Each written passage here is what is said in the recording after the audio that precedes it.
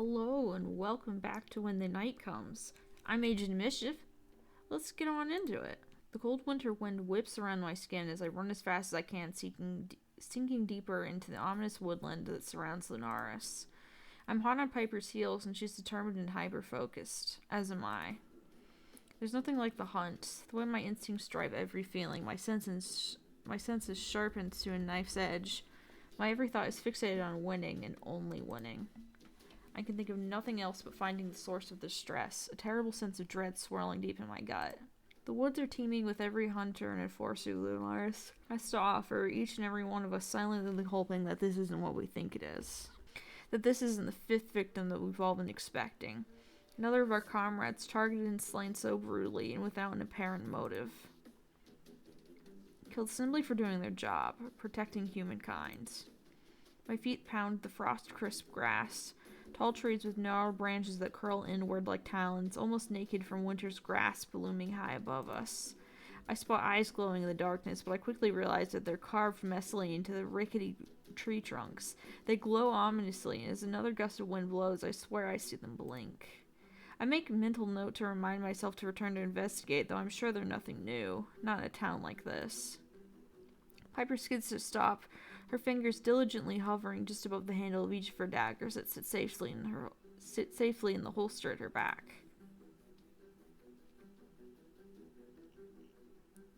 Did you hear that? Quiet but obvious whisper echoes amongst the trees, a pained groan from something unquestionably inhuman, from a creature. I did. Her fingers twitched, so do mine. Eyes narrowed, every sense razor-sharp and zoned in on that singular point. It feels young and inexperienced. It's beneath our skill level. Beneath us. She says it with such a confidence, but her guard is still firmly up. The duo of wide-eyed hunter sergeants that have been ordered to tail us arrive at our side, their cheeks rosy from the harsh bite of the wind. Major? Piper opens her mouth to respond, but she pauses, looking to me. You're the highest rank here, General. Do we move on and let these two handle it? Or do you fancy working out some tension? We're gonna fight. I could always do with working out a little tension. That's what I was hoping you'd say. I haven't had a good fight in what feels like forever. I turn to address the sergeants. Continue heading for the rendezvous point. If you encounter General Willenheim, tell them we're on our way. They nod a little too eagerly and run onward. The hairs on the back of my neck rise the second they're out of sight. My blood is gearing up for a fight, adrenaline coursing generously through my veins. I close my eyes and clear my mind. I can hear the steady, assured thrum of Piper's heartbeat, the quiet rustle of the grass, the leaves rustling in the trees. Then I feel it. A vampire, a youngling. Her aura is frantic and skittish. She's only just awoken. She's hungry and scared. She's trying to hide. I smile. We're out quite far. I always used to find younglings in this area. She can likely sense there's a clan here. She's either seeking guidance or an easy meal. It's too dangerous to let her live. She's unstable. Then we kill her. The youngling finally emerges from the tree line. Her vivid crimson iris is surrounded by a blackened sclera. Her eyes flicker wildly as she lumbers towards us, unfocused and impossibly unsteady on her feet. This should be easy. She's clearly deprived of blood. Dark vining veins surround her wild eyes and creep down her pale cheeks. She wears no shoes, her feet black with mud, and her clothing is torn and saturated with blood, most of it likely her own.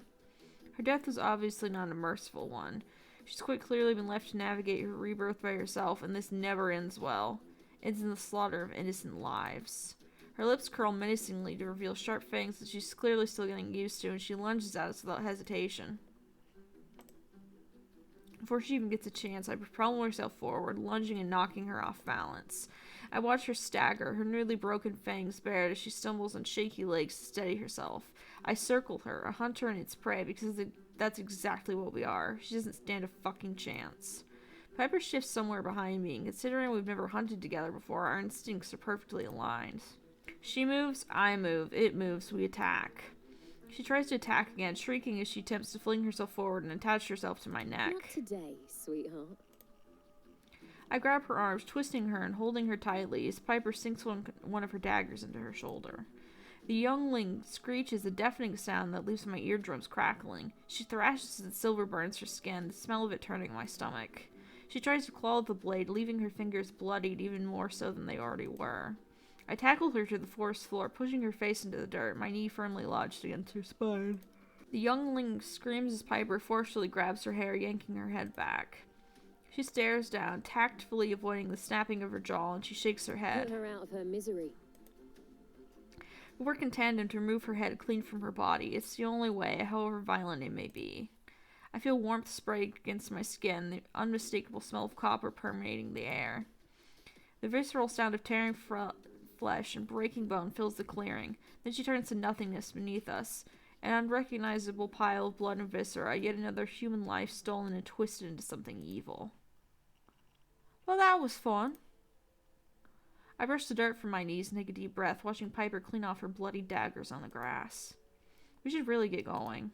She turns to face me, and I spot that her face is covered in a dark splattering of crimson. I point to my own cheek, tapping it gently. She looks at me like an absolute idiot. You've got blood on your face.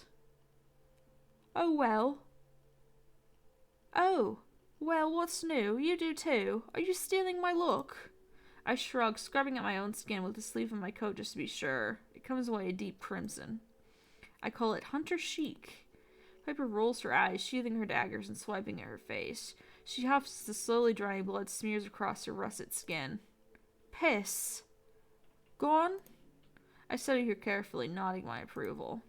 Clean as a whistle, or at least clean as someone who just hasn't slain a feral, murderous vampire? Bad at jokes. Why am I not surprised? She takes a deep breath, looking around the now eerily quiet clearing. We better get going. August will be having an absolute bitch fit. As they are prone to do. Piper tilts her head to the side, a loud crack as her bones click back into their rightful place. Let's dash. It's easy to tell what we're dealing with as we draw nearer to the scene. Dozens of hunters and enforcers of varying ranks saturate the small clearing, the majority of them still dressed in their festival attire, much like Piper and I. We spot a retrieval team emerging from the tree line. Their faces are pale and drawn. It's then that I know. They didn't make it.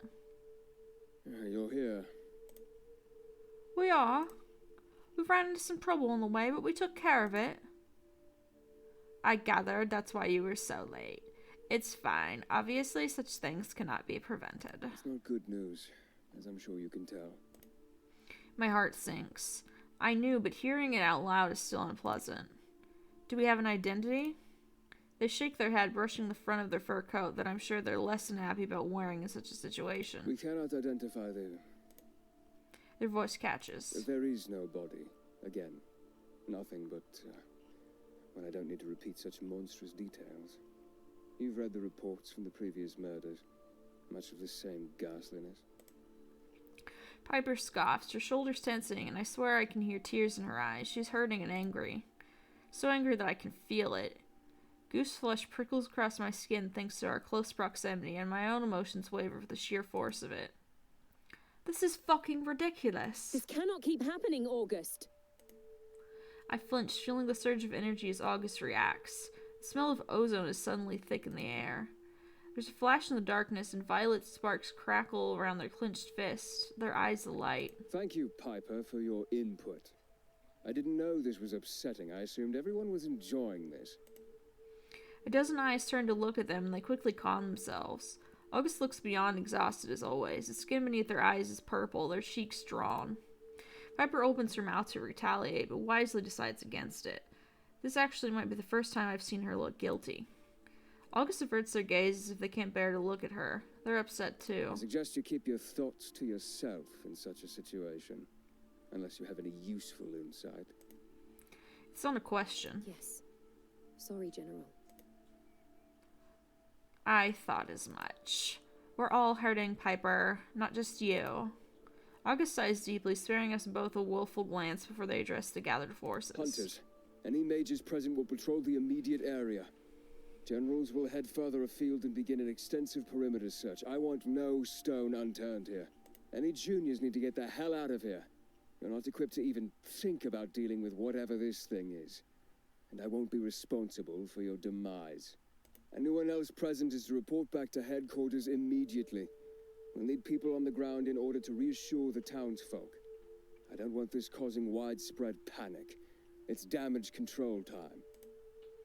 There's a quiet, subdued mumble of "Yes, General," and they all dutifully begin to obey August's orders, disappearing in various directions. Would you like me to join the perimeter search? No, I'd like you to go home. Leave us to the others. We need you for anything that may transpire overnight. Of course. Piper fidgets uneasy. What?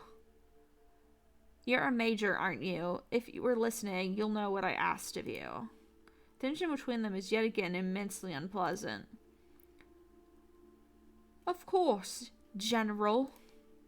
She should have expected such a response, and I wonder if she'll ever learn, or maybe she's hoping to rile them up, I can't tell. She throws me a quick, pitiful glance, before she glares at August and turns to join her comrades. Later. August massages their temples, inhaling sharply. I notice that their hands are trembling, and I unconsciously take a step towards them, fearful that they may pass out. They hold out their hands. I'm fine, really. General. I appreciate your concern, Hunter, really. Anything that ails me is my fault and mine alone. Now please, head back. I meant it when I said I need you rested. You'll be the first to hear if anything significant happens. I'll send a messenger to retrieve you when the victim has been identified. Of course. Good night and stay safe. If you think I'm staying out here in this for another second, you're sorely mistaken. I have a mountain of paperwork the size of the ibex on my desk. Farewell, Raven. I take a final look at the scene where the enforcer witches have cast their mage lights over a bloodied patch of grass, leaving them to work no matter how much I long to investigate. After that outburst, it's best not to question my enforcer's request. I bow my head before I turn, eager to get out of here. As I head back through the woodland, I notice how eerily silent it is. A strange sense of calm washes over me then. A whisper. Harry. I stop dead in my tracks, my hand hovering over my weapon. I see nothing, feel nothing, no matter how hard I concentrate. Then I realize. That voice, that familiar yet subdued ache that begins to creep into my temple. James? You deserve to know. The pain ebbs and flows, my breathing growing unsteady, almost as if something weighs heavy upon my chest. The fleeting, comforting calm that has just settled over me is snatched away as his voice continues to echo in my mind. Know what? I'm sorry. A sharp, burning pain shoots up along my spine, and I fall to the ground. The snow-covered grass is wet beneath my fingertips. His words were cut off, and after a moment, I'm yet again surrounded by a blissful silence. Fucking ghosts. I drag myself to my feet, and now I only have one thing on my mind, one thing that I must do. Visit the Lieutenant General and find out what the hell is happening to me. After having no luck finding him in his own office, I head to the only other place I assume he may be at this hour. The door to August's office is thankfully ajar, so I peer around the frame, finding Harry standing alone. He has a report in his hand, his coat hung on the back of August's chair. He looks exhausted, his eyes red-rimmed. However, when he notices me, he still offers me a bright, earnest smile. I can't tell you how relieved I am to see you safe. My throat feels tight, and I can't quite place why. James is doing a good job making it difficult for me to stop thinking about him. The pain I felt from his final moment was raw, like an exposed nerve. For some reason, when I think of it, I now think of Harry. I need to know why he wanted me to come here, why everything seems to point back to the man standing before me. I need to tell you something, but I need to promise you won't think that I've lost my mind. Harry narrows his gaze, nodding once. Go on. I visited the graveyard a few days ago while I was getting my bearings. He stays silent, but I can't help but notice the way his knuckles bleed white as he tightens his fist. I felt an overwhelming sense of grief there, pain, a yearning for a lost love, a sense of failure and crippling sorrow. I thought nothing of it at the time. It's not unheard of for those that have been murdered to feel scared or sentimental in their final moments, in my experience. But Harry drops his gaze, his bright eyes sad and edged with tears. My words starting to catch my throat, but I relent. The other night I visited again. It's almost like something was pulling me there. I heard more, not just in memory this time. He spoke to me. He looks like he's seen a ghost. He stares at me wide-eyed, quickly swiping at his cheeks. James. I get the horrible feeling that he's been waiting for this. I need to know. He nods, clearly understanding. Then he takes a deep, shuddering breath. James was assigned as my very first hunter the moment we both graduated at 18. He'd shown remarkable promise in school, basically skipping all of the junior nonsense that they force on you. I, too, had impressed, so we were placed together in the hopes that we'd become unstoppable. We were inseparable in the field together for decades, until I took this post as Lieutenant General. A pause, another deep breath, one that shakes. But, as well as being my subordinate, he was also my partner, my husband. My heart sinks, bile rising in my throat. I've read countless reports about him and the infamous Hunter Lane over the years, but I never knew his first name or anything about him other than his incomparable work. Official records tend to omit personal details for the safety of the hunter or enforcer in question, unless they become a leader like Harry. They were inimitable, the best of the best. Together they killed some of the most nefarious creatures in our history, and without question, every young trainee aspires to be just like Hunter Lane. To think that he's just gone, and what Harry must be going through. I'm so sorry. I had no idea. For nearly 10 years, yes. But we'd known each other forever. I failed the hunter initiation quite dramatically, and he was taken away to his father's home country to train to become what I'd always dreamed of becoming. Life had other plans for me, but we still found each other in the end. He used to joke that we were destined. The romantic fool. I really don't think it's sunk in that he's gone just yet. I keep thinking he's going to walk through my door, covered head to toe in blood and grime, with a stupid, wonderful grin on his face. I notice how his eyes light up when he talks about him. They say that people deal with grief differently, but I haven't quite figured mine out just yet. I apologize for not telling you, but it was important to me that I could trust you first. My judgment has been impaired, I'll admit it, though this turn of events isn't exactly what I expected. All I can think about now is justice. About the others that died before him, and what we could have done to stop it. What I could have done to stop it. What did he tell you when he spoke to you? His words waver, and he mindlessly fiddles with his wedding band, eagerly awaiting my response. I think about what Ezra said about being careful who I share this with. Did that warning apply to the Lieutenant General of all Escria? I don't know why I couldn't say General. He told me to leave, that he failed, and that there's no hope. He swallows thickly, his expression unchanging. I get the impression he wanted to say more, but I don't know how he managed to communicate with me in the first place. I think he can only say so much before he fades away. It feels like a great struggle for him to reach out. I cannot explain it. He closes his eyes tight, shaking his head as if he can't bear to hear anymore. I will need you to speak to Augustus about this. They know more about psionic magic than anyone here. I'm sure they'll be able to help you figure this out. I do not trust anyone else. Then a hopeful look. Did he truly not say anything else? He didn't, but the first night that I felt him, I could tell how much he loved you, Harry. You were all he could think about in his final moments. He laughs quietly. Yes. Well, he's all I can think about too. A curse now, I suppose. Silence hangs heavy between us, and I don't know quite what to say next. He looks devastated, understandably. He must have had so much of his mind already with the latest... He must have so much on his mind already with the latest murder and now this. The way he came alive when he spoke about James didn't go unnoticed, and I wonder if maybe talking about him would lift his mood. There's a lot of hunters out there that can only aspire to be half as brilliant as Hunter Lane. I would love to hear what he was like if you don't mind.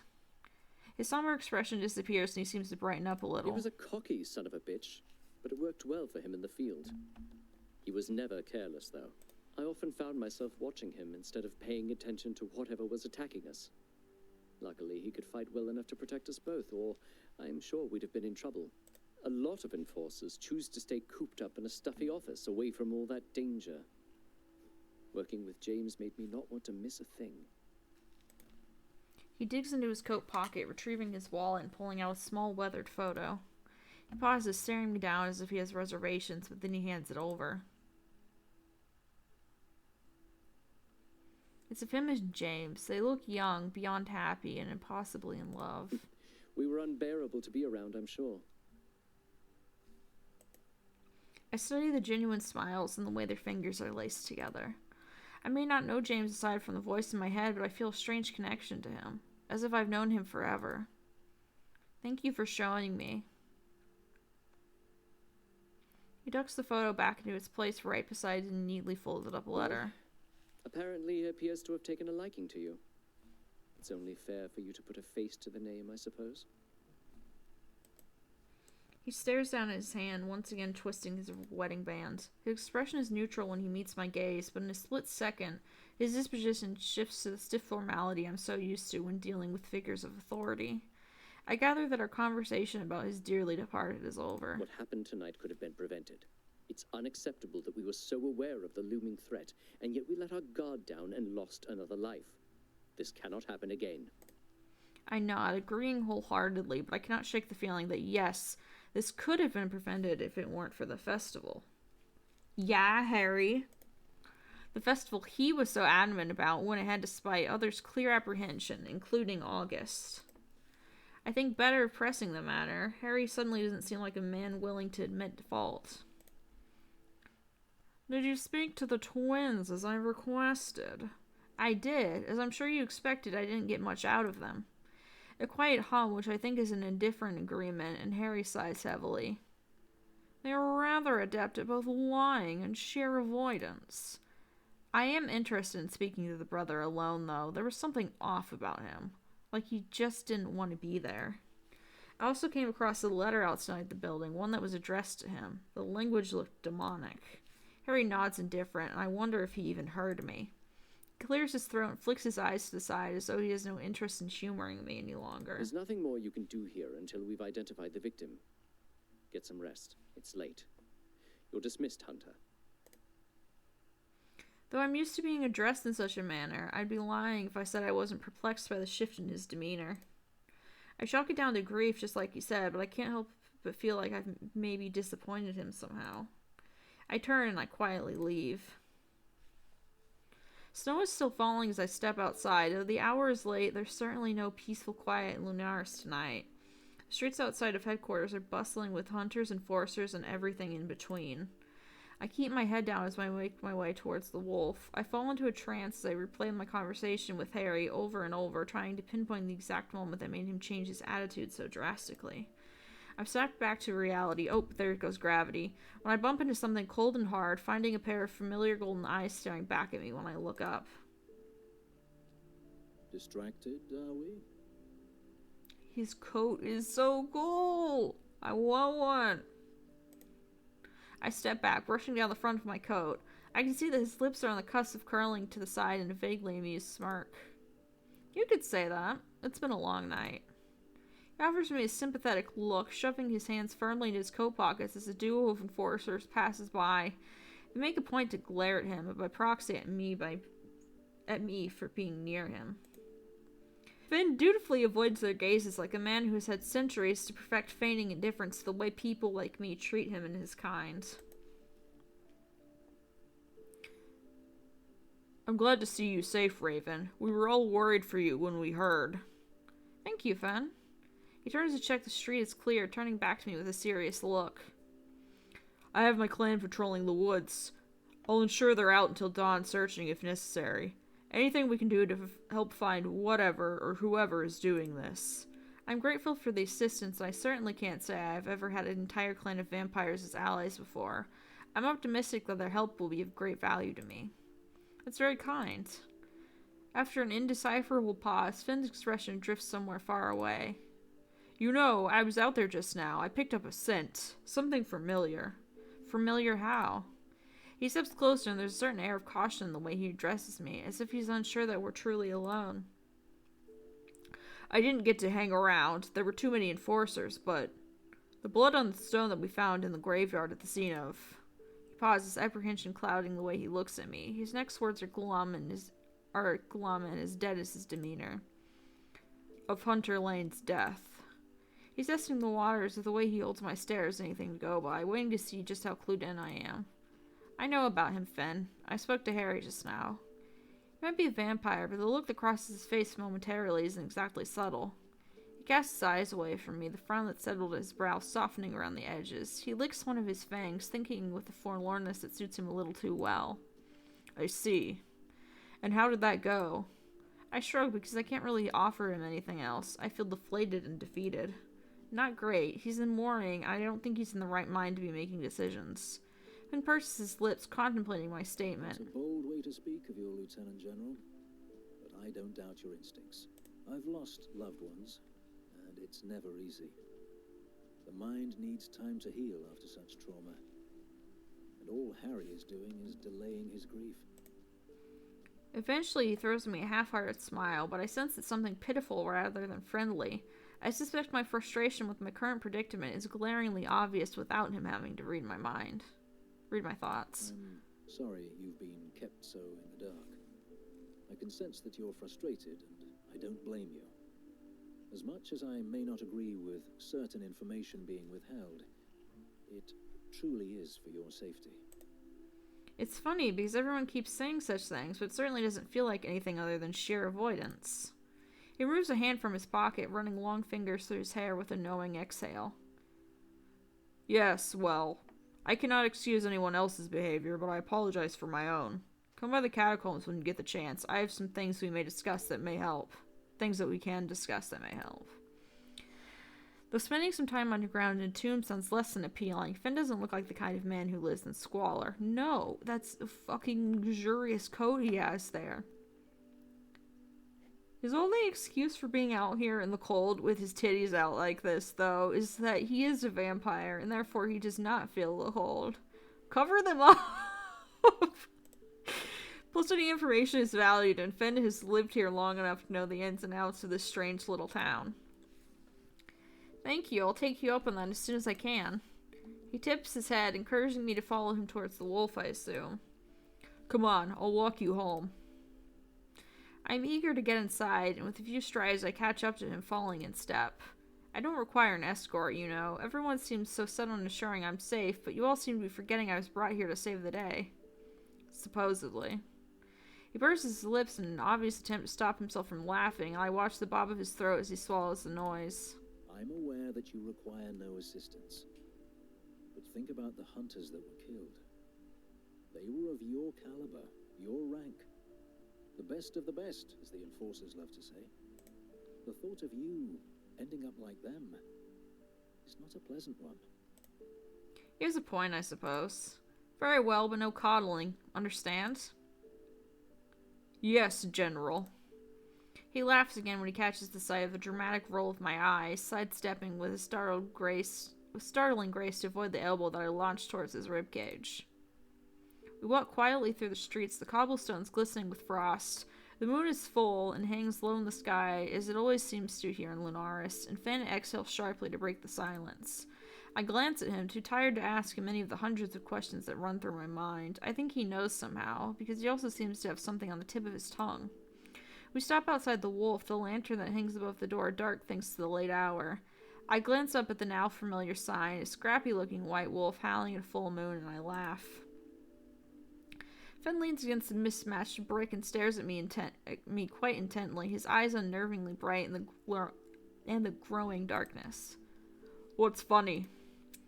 You're all masters at being painfully cryptic, and yet I still feel at home. But I shouldn't trust a single one of you, should I? He turns, checking we're alone, again, before he leans a little closer, his voice low. That's for you to decide. So, tell me, Hunter, what does that tricky little gut of yours tell you about all of this? About us? What do you feel?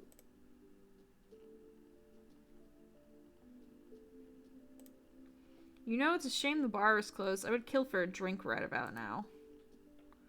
The grin he offers me tells me I probably said the wrong thing, inviting him to be devious. Raven, if you think I've lived here for centuries and not broken into the tavern for a late-night beverage, then you're sorely mistaken. I don't doubt that, and it's certainly tempting, but... No, I shouldn't. I need a clear head tomorrow, as clear as I can muster with all of this fog anyway. I wonder what August would think if their new star general was caught stealing from the local with a vampire. I'm willing to find out. I join him in his laughter, the mere thought of August being informed of such transgressions giving the boost I need to drag myself up those stairs. You're yet to discover just how easy August is to fluster, and I implore you to find out. They turned quite a startling shade of red. I don't doubt that, but I've seen August mildly angry, and I can't say I'm all too fond of that. I'd rather not get zapped. He shrugs, lips pursed. That's fair. I really should get some rest. A pleasure as always. And remember, we've got your back. Should we find anything of interest overnight, I'll come running. Daylight permitting, of course. Good night, Hunter. I return his smile, pushing the heavy door to the wolf open and praying he doesn't creak and wake the other residents. Good night, Finn. I watch him go before I close the door, only the light of the moon guiding his way as he disappears into the darkness. I finally settle upon the hard mattress, the cheap sheets harsh against my skin as I attempt to get comfortable. The light from the low-hanging moon pours into my room. I've scrubbed myself clean of any traces of grime from the hunt, and I can't help but feel irritated from the sheer lack of progress I've made so far. I come to the conclusion that there are too many secrets in this town, and I refuse to feel defeated or to let it continue.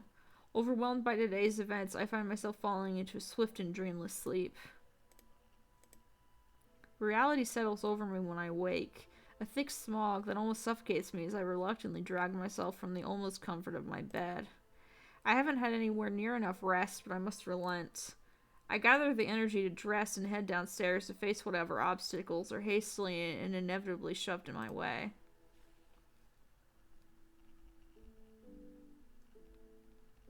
As my eyes take in the bleary sight of the empty tavern, the hideous sound of the scraping of wood against stone assaults my ears.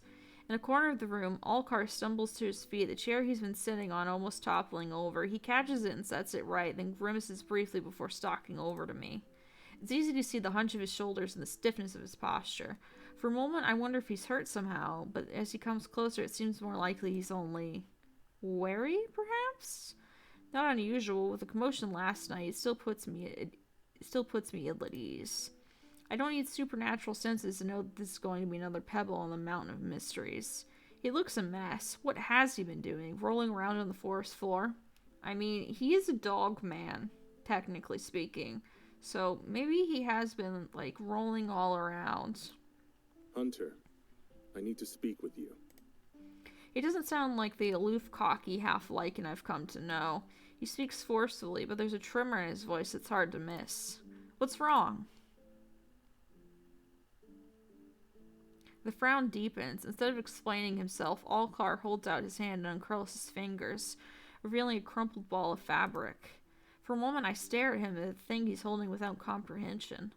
Alcar stares back, his expression telling me he thinks I'm an idiot for not getting it. But then I realize the distinctive purple under the dirt and the dried, crusted blood, and my stomach drops.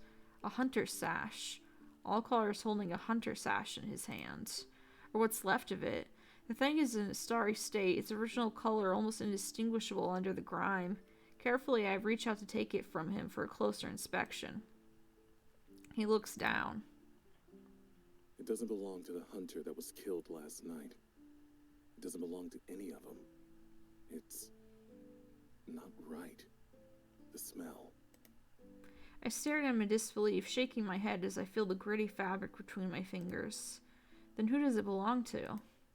Alcar shrugs half-heartedly. In the tavern's uncertain light, his face is drawn and his eyes are sunken. Exhausted, I realize. But his tail still flicks back and forth and back and forth. In impatience or agitation, it's hard to tell with him. All I know is that Alcar is telling the truth, if for no other reason than because he's too worn out for deception. I tried, but I couldn't tell. I searched all night with Finn's clan, but we came up short. He looks over his shoulder, checking to ensure we don't have company. I have to be careful. I can't be seen with such things. They'll... A sharp exhale, and he admits defeat, shoulders drooping, ears flat against his head. There's as much bitter resentment in his voice as there is sulk. They'll make me pay for my generosity with my own blood. Again. Certainty with which he says it makes my stomach drop almost as much as his grim resignation. I'm not going to let them hurt you, Alcar. I hold the piece of scrap fabric handling like it's gold. It might as well be. I have no idea what it might mean for the investigation yet, but it's still very clearly something. And I'm well aware of the trust or perhaps desperation that it took this seeming pariah to come and entrust it to me in person. I hear him scoff. Yeah, I'll pray. For you. I roll my eyes at him. Aren't we talking about you and your issues here? I don't have an issue. Well, I'm unlikely to have one if you keep mum about where you found that fabric scrap. Which I'm sure you will, yes. Asking me to lie to my superiors already? What are we? But I speak in jest, and I make sure my tone communicates as such. I already know discretion must and will be employed once I decide to report this finding to August or the Lieutenant General. I don't want him hurt. I don't want them to hurt him. Algar smirks at me, resting his hands on his hips. Some of that cockiness finding its way back to him. A welcoming sight, one I'm glad to see. Sure, I'll gamble on it. There are worse odds to bet on. He leans closer suddenly, lowering his voice despite the empty tavern. I don't know how much or how little you've decided to trust the Pomps in that workplace of yours. And I said all that shit about not trusting anyone. But just listen to me this once. Take that to Ezra, not your superior. He regards me with beseeching intensity, eyes flickering across my face like he's looking for some sort of give, something he can trust. I don't know if I can give it to him. Alcar's concern for his own well-being, I understand. This is different. Yet I have no desire to bother Harry this morning, not after last night, not over an inconclusive scrap of something that smells strange. August is another mystery altogether. Ezra does have a wonderful little shop full of witchy magic. In a town this small, I can only surmise he would be the one with the most tools at his disposal to suss out an analysis for something like this. It does make sense to go to him, which is all well and good, because Alcar is beginning to look downright fidgety. Alright, I'll go to Ezra with this. Alcar stares at me for a second, like he doesn't know if I was being honest. Eventually, his shoulders relax and he takes a step back. Then my job's done. Hope you don't mind me quitting this place. The tavern's no fun when there's nobody here to annoy. Maybe so. He drops into a mocking, half-assed bow, his tail swishing, and then all but squeezes himself out the door right past me before I can so much as frown. I stare where Alcar has already vanished. I wonder for a moment if I should chase him down. He's no hunter, and I have a feeling, not entirely natural, that the thing out there isn't interested in lycans, witches, demons, or vampires. It's nothing to do with the killing pattern. It's... Sighing, I tuck my coat a little tighter around myself and reluctantly make to follow his path. Breakfast will have to wait. The shop is empty when I arrive, the comforting tinkle of the bell that sits above the door welcoming me. Ezra is nowhere to be seen, but I spot a small white cat curled up at the foot of the shop counter. A curious creature, one that gives off the same soothing, magical aura as her assumed owner. The purple curtain that separates the shop and living quarters twitches, and Ezra emerges clutching a cup of steaming tea. I'm so relieved to see that you're okay. The cat's ears twitch at the sound of his voice, and she stretches, sauntering over to him and parading herself in between his legs. He ignores her, moving to place his tea upon the counter. He bites his bottom lip, his lashes dipped, and he seems almost coy. He almost seems coy. I was concerned after we parted on the beach. That scream, I was so worried for you. I certainly haven't forgotten our little moment, nor have I forgotten the way he looked under the bright lights of the fireworks. I'm fine, though I wasn't pleased the way our evening was cut short so abruptly either. I enjoyed our time together. As did I. Very much so. He bites his lip again. It's an enticing sight, but he breaks the spell by clearing his throat. I hope you've had enough rest. You look exhausted. Not that I'm surprised after what I assumed was an incredibly late evening. Would you like some tea? The sash feels heavy in my coat, and as much as I enjoy exchanging pleasantries with the witch, I'm here for a reason. I actually need your help with something quite urgent. You do? What is it? Both the cat and Ezra watch me intently as I retrieve the sash, the violet, bloodied fabric unfurling as I hold it up. The cat hisses, her hackles raise as she darts into the back room.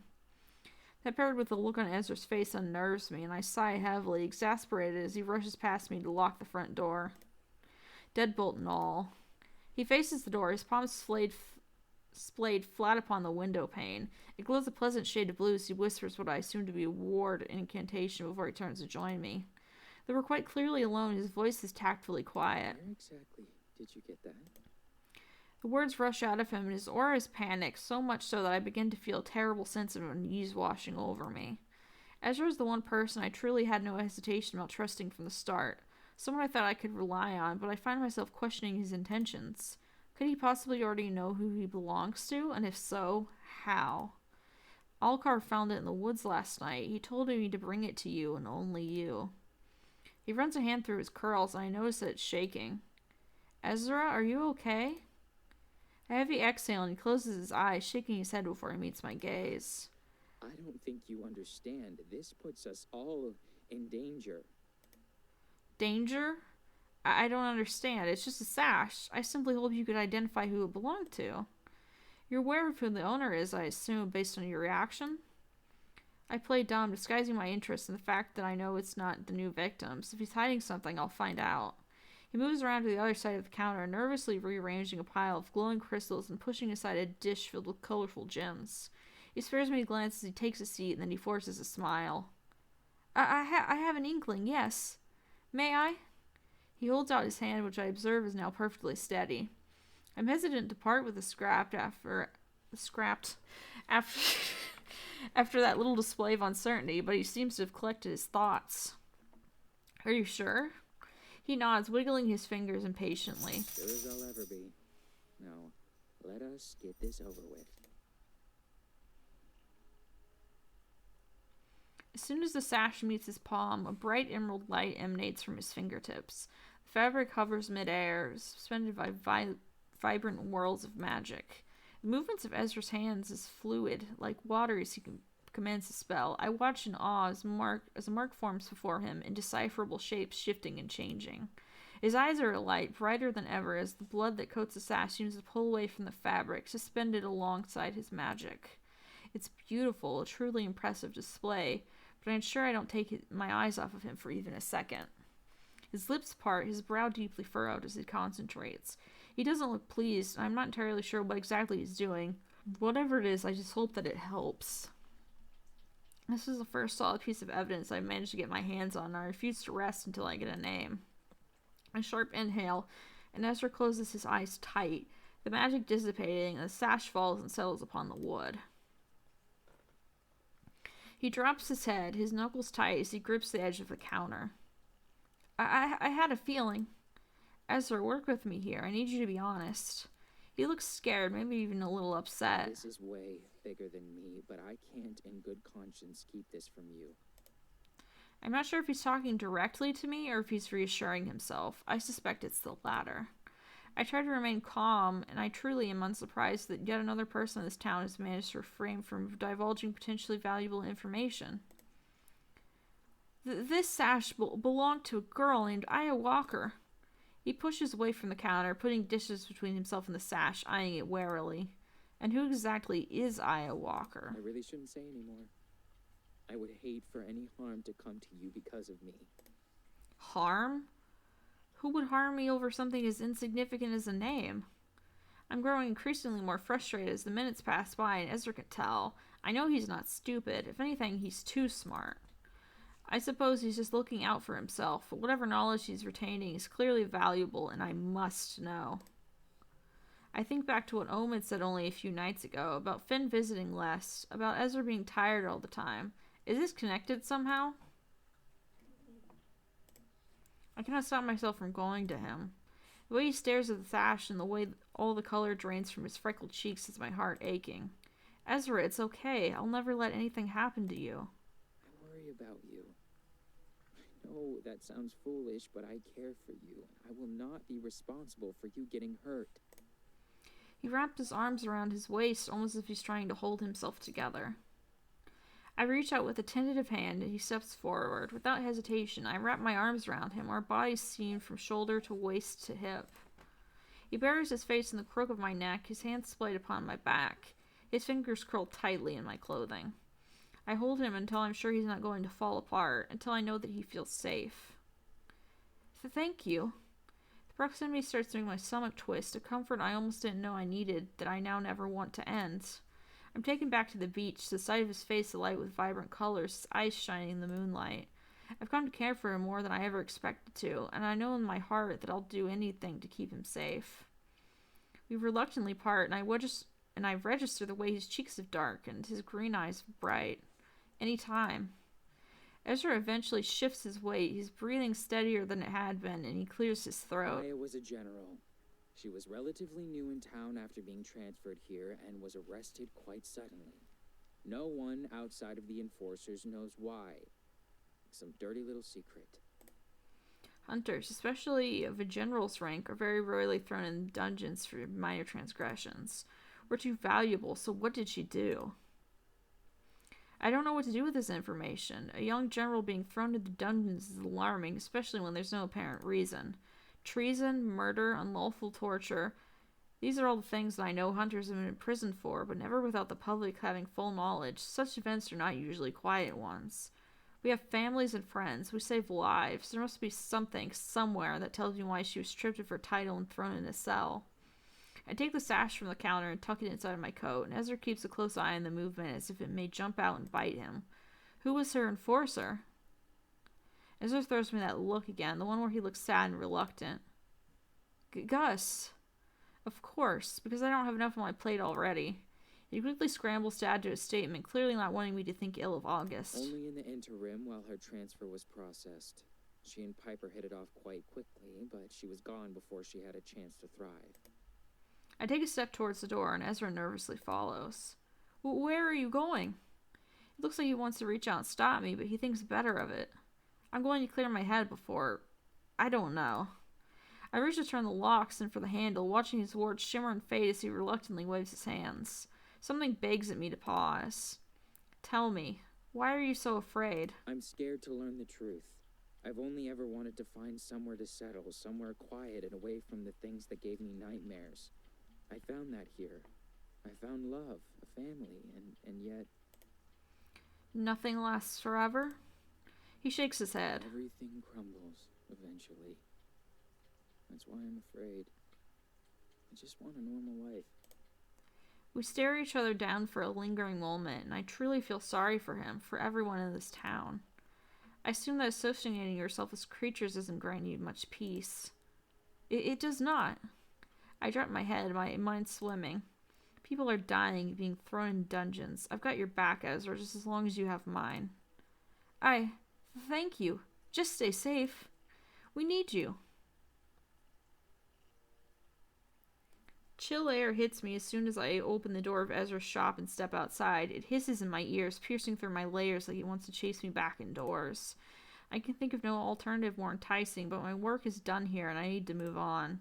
Not a moment less well timed, it seems, as I close the door and immediately notice a familiar face skulking about just out of my vision until now. Owen startles when he realizes that I've spotted him. He takes a full step away from me, one hand half raised, his tail lashing like a snake. For reasons I can't even begin to fathom, there's genuine fear on his face. Omen? Where have you been? Despite his obvious distress, I couldn't deny that seeing him provided me with some relief. Not because I feared for his safety necessarily. Omen seems the type to know how to stay out of sight and out of trouble. Perhaps that's the problem. He's been staying out of sight a little too well. And judging from the look of him, maybe he's not even been staying out of trouble. Still, I opt for friendliness because my relief at his presence is not false. I'm glad to see you. Owen's brown eyes go wide. He takes a half step back, hugging his arms. Not out of fear, at least I hope not, but rather surprise. His aura flickers, but I resist the urge to mention it. You are? He seems to struggle with the revelation for a moment, then he smiles guiltily. You're worried about me? Well, thank you. I worry a lot about everything all the time. Especially since I haven't seen you around since before the murder last night, I want to say, but something tells me mentioning it isn't wise. Are you alright? You seem to be in some distress. Oh, no, I'm fine. He says that a little too quickly, I think. I'm looking for someone. Omen says this very quietly, like he's confessing a secret. He scans my face with eyes flickering red rather than the usual warm brown. I wait since there's a little else I can say. And something seems to resolve. Owen looks from me to Ezra's door and takes a step back, his mouth tight. She's probably not in there. I should get going. It's nice seeing you again. He makes a turn away, and I don't know what moves me to act. Perhaps it's his aura, the way I suddenly sense it swell under his glamour and spot wisps of flame trailing from his hair and the tips of his ears. Perhaps he's walking away and I simply can't let him go right now.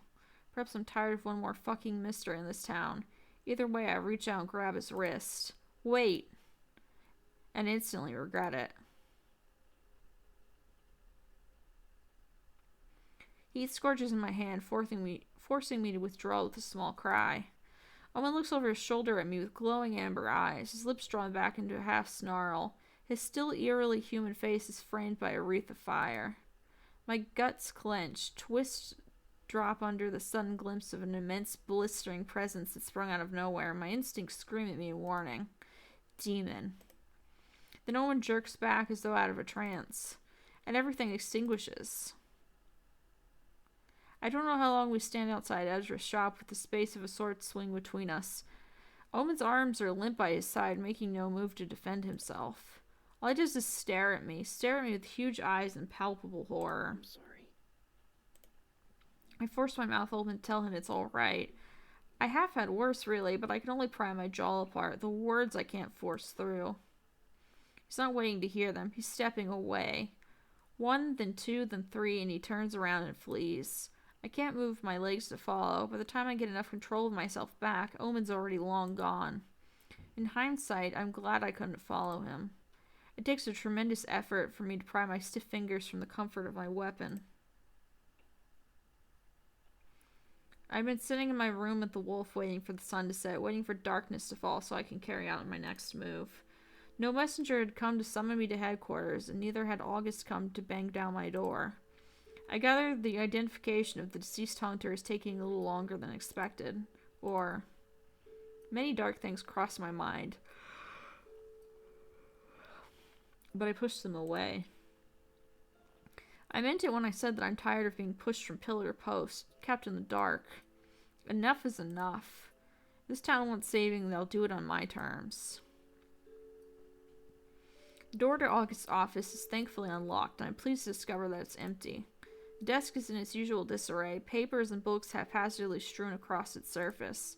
I take a deep breath and head straight for the filing cabinet I've seen August rummaging through so often, and I carefully open the drawers. Apparently Piper has her own, a whole portion dedicated to her reports, an impressive feat. After much rummaging, I eventually find Aya's papers stuffed at the very back of the bottom drawer. If I didn't know what I was looking for, they'd have easily gone unnoticed. It certainly looks like August has tried to hide them, which only increases my suspicion. I find her transfer papers, a glowing letter of recommendation from her previous enforcer. Her records are clean with no discrepancies, nothing but praise. I see the words kind and thoughtful repeated multiple times, and the only complaint, if you can call it that her enforcer had is that she was overly cautious. Then I find it. Her discharge papers, an obnoxious red treason stamped across the front page. In the blink of an eye, the whole office lights up and the door loudly slams against the wall. What are you doing? I watch magic coat every surface, flowing and curling over the walls, floor, furniture. It even creeps over their clothing, their skin too. They stare at me wide-eyed, vivid violet swallowing the once ice blue of their irises, and though I should be concerned that I've been caught, I'm distracted. August. The magic that glimmers upon their clothing disappears, and their eyes lose that otherworldly glow, but the room remains alight. They look at the bundle of papers that I hold tightly in my hand, a frown furrowing their brow. I would ask that you put those back, Hunter. Their words are eerily calm, and they seem more concerned than annoyed. What happened to her? They close the door, clicking the lock and checking the handle before they walk towards me. As poised and perfect as ever, they stare me down. You know, not even Piper found those. I hate to admit that I'm impressed. August. They unfurl their fingers in a silencing gesture, and I pause. August is still my superior officer, and I'm nothing if not respectful. I do not wish for Piper to be demoted, nor do I wish for you to meet the same fate, but I appear to be having a case of deja vu. But, you know, sometimes the hand that feeds is a forceful one. I'm perplexed. I expected a much harsher conversation. August isn't exactly known for their calm temperament, and this is startlingly out of character. Aren't you going to admonish me? With a sly smile, they shake their head. No, Raven, I am not. I believe in you, strangely. I believe that you're a bright light at the end of a very, very dark tunnel for this town. And I have been questioning things lately. I can't help but scoff at that statement. I stand here with a piece of paper in my hands that apparently has condemned a woman to life in a dungeon, and yet there's no explanation for that. No one knows why, and people are afraid to talk of her. What's going on? They clench their fists. If I told you that I do not know, would you believe me? I contemplate that question carefully. Would I? Do I? At this moment, no, I don't. The answer I hoped for. If you trust me right now, then you'd be nothing but a fool. But truly, I don't know why. I assure you I'm not lying, but you can decide that all on your own. Something in my gut tells me this really is all connected, and this doesn't exactly comfort me. The very institution that I work for, that I've dedicated my life to. I move to pull out the sash and let it unfurl, holding it before them, and August's eyes grow wide. Who does this belong to? Aya Walker. Their expression is unchanging. I see. It's bloodied. I nod, handing it to them. They carefully lay it across their palm, studying it intently. Heavily and torn to shreds, whatever happened, she put up a fight.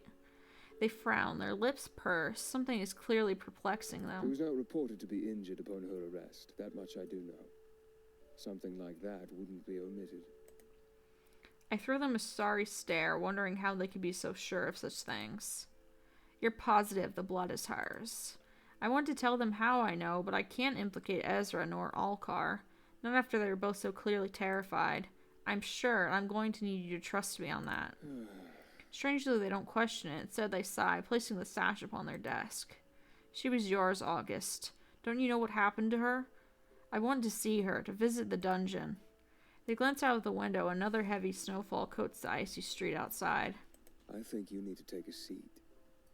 I have a few confessions. These are my confessions. I can hear the rush of my blood pounding in my skull as I take a seat, my heart trying to escape the restrictive cage of my ribs as I stare my enforcer down.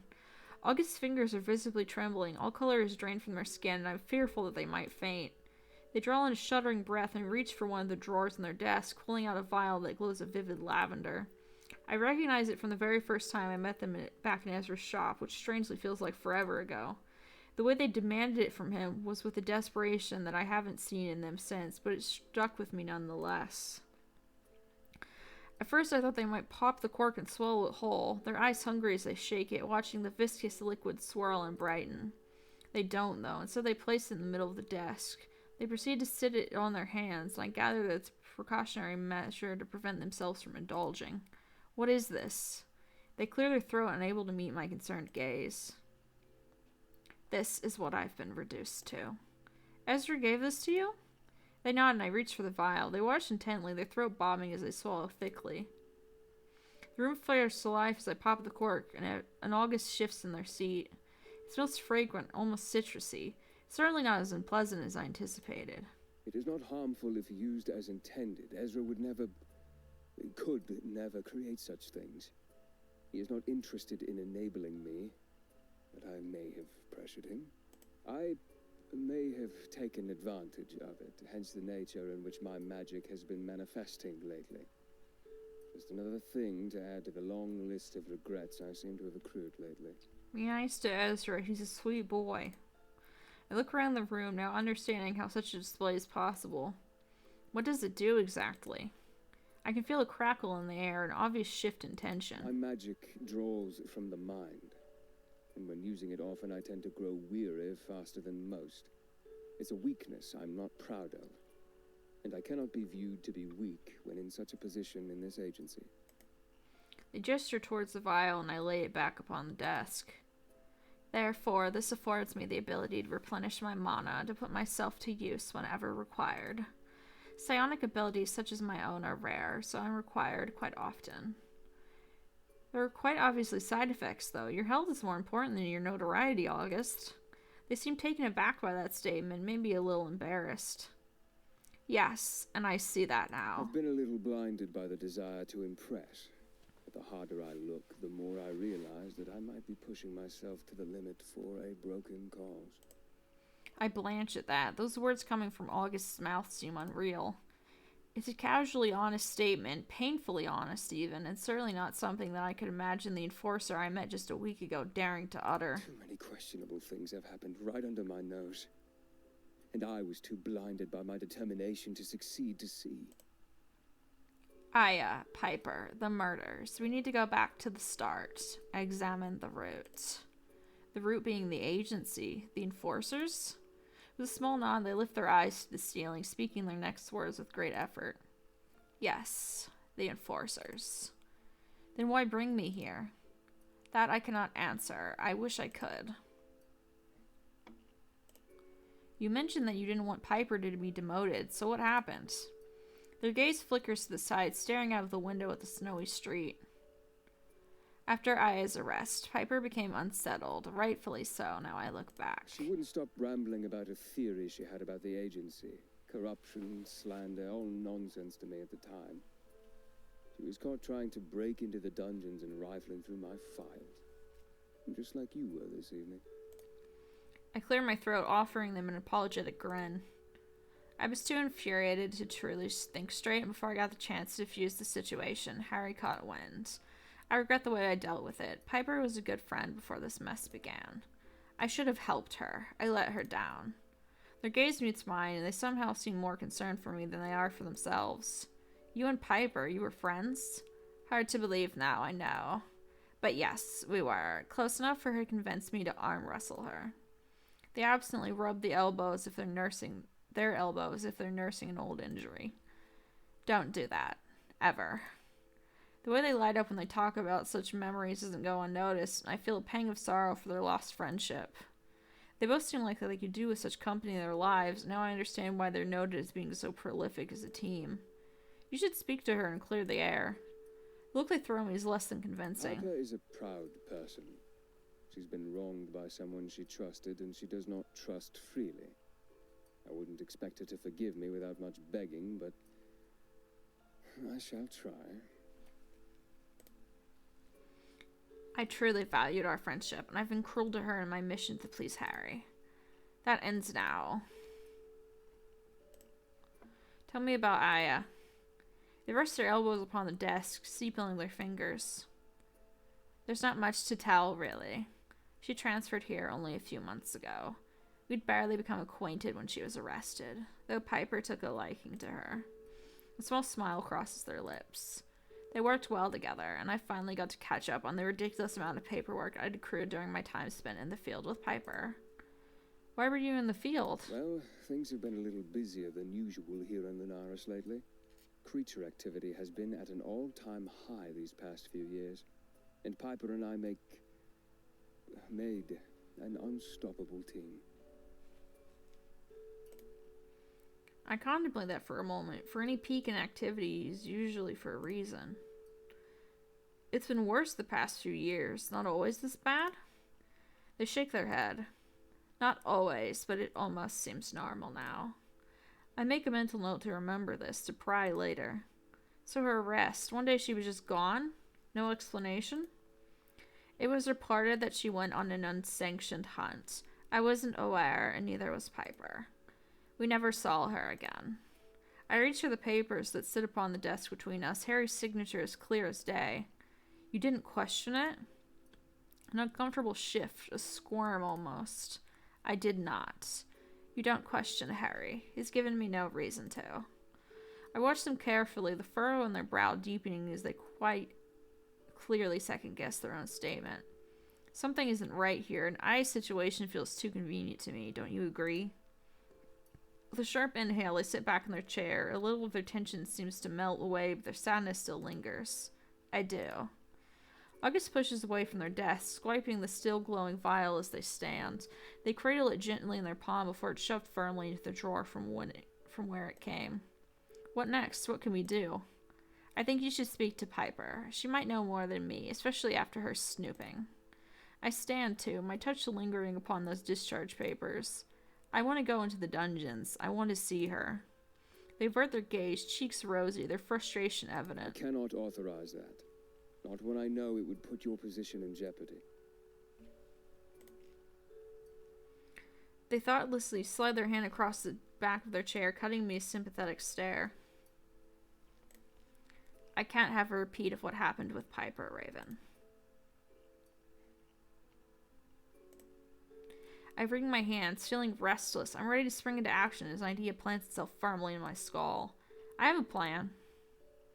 Oh, really? Well, do tell. I laugh, quiet and sharp. I'm not sure it's a good idea that I tell you. They run their hand over the front of their shirt, standing a little taller. I may have been honest with you this evening, but I am still your enforcer. You do well not to keep such things from me. Especially if there could possibly be consequences for me, too. They're right. This has the potential to harm both of us if it doesn't work. Fine, but you're not going to like it. You may not approve, but we have a few allies that probably know the dungeons better than any hunter or enforcer ever could. The dramatic and sudden roll of their eyes tell me they know exactly who I'm talking about. You want to enlist a bunch of vampires to help us break into the enforcement dungeons. Not a bunch, just the one. Finn has lived in this town longer than literally anyone. August scoffs, loudly. Lived. He's as dead as a doornail. So you're just going to walk into the dungeons, Casimir in tow, and hope not to get caught? I smile at their obvious distaste for my plan. Ezra, Piper, even Alcar. They can all help too. Do I have your permission to proceed? A pregnant pause follows my question, but eventually August meets my gaze once more. You have my permission. But please be cautious. I'm no wiser than you here, and I cannot protect you if something goes wrong. I came here to make something of myself. I was so desperate to move out of the shadows of my parents. I come from a family that held me to such high standards.